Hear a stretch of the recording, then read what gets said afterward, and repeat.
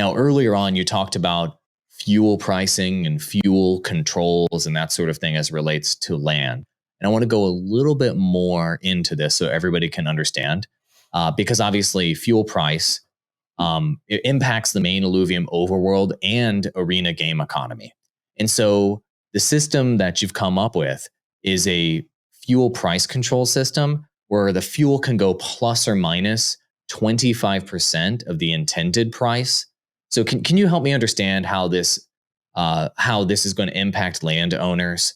And is this something that they're going to have to constantly be looking at their phone on Discord to understand what the price is and understand what's going on here? Or is this something more automatic? Can you just give everybody kind of an understanding of how fuel price controls will kind of play out and what the intention is behind this?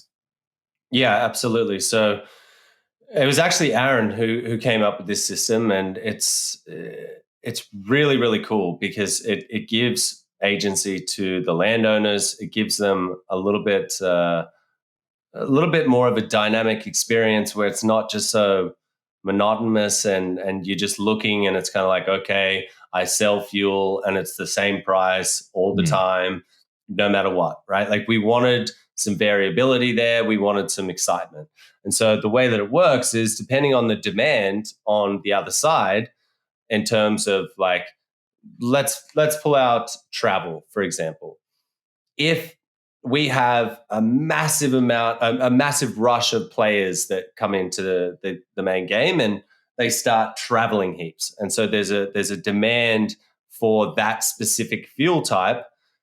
What's going to happen is you're going to see that price go up.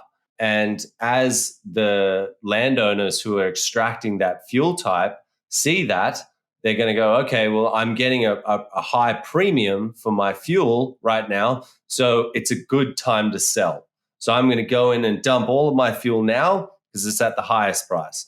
Now, what happens with that is because you've just dumped a whole bunch of that specific fuel type into this balancer pool, which holds all three of the fuel types, that specific function will make the travel in the main game cheaper now, because there's all of a sudden an abundance of fuel. Then you might find that players in the main game are like, oh my God, fuel's super cheap now. So you see them start like hammering tons and tons of travels in a day. And all of a sudden, if the average person was traveling 10 times a day, because it's gone down in price, they're going to go, hey, I'm taking advantage of that now. Maybe they start traveling 12 times a day. But that's going to mean that people are going to need more shards when they go into the main game. Shards require a different type of fuel. That's going to increase the demand for that type of fuel, which makes the landowners go, okay, now that's got a super high premium, so I'm going to sell that fuel type in. And where it gets interesting for the landowners is they need to figure out, how do I get the largest premium from my fuel? And it might even be the case that they need to convert their fuel, right? If for whatever reason, no one's crafting anything in the main game, or there's a lull in crafting for whatever reason, right? Like maybe after 6 months, people are like, hey, I've got enough weapons or whatever. Like, who knows? But if that is the case, then that fuel type is going to be less in demand than the fuel that is required for traveling and curing shards. So then if you're sitting there and you're like, well, my fuel site only produces that type of fuel, that's Solons, for example, but you need Hyperions because that's what is required for curing shards, you're going to then, on your land, actually convert the fuel. There's about a 5-10% loss in converting it, but it's your job to go, well, I'm getting half the price for my Solons. Hyperions are double that, right? Like, I'm going to take the 5-10% loss from converting that fuel type and sacrifice it, and then I'm going to sell Hyperions into the pool, which will give me that more premium price. Awesome. So it allows for a dynamic economy where people can choose to pay attention to fuel prices or not. But if you do, and you pay attention to what's going on in the economy and with pricing, then you can benefit more, and it allows for further optimization of how you use your land.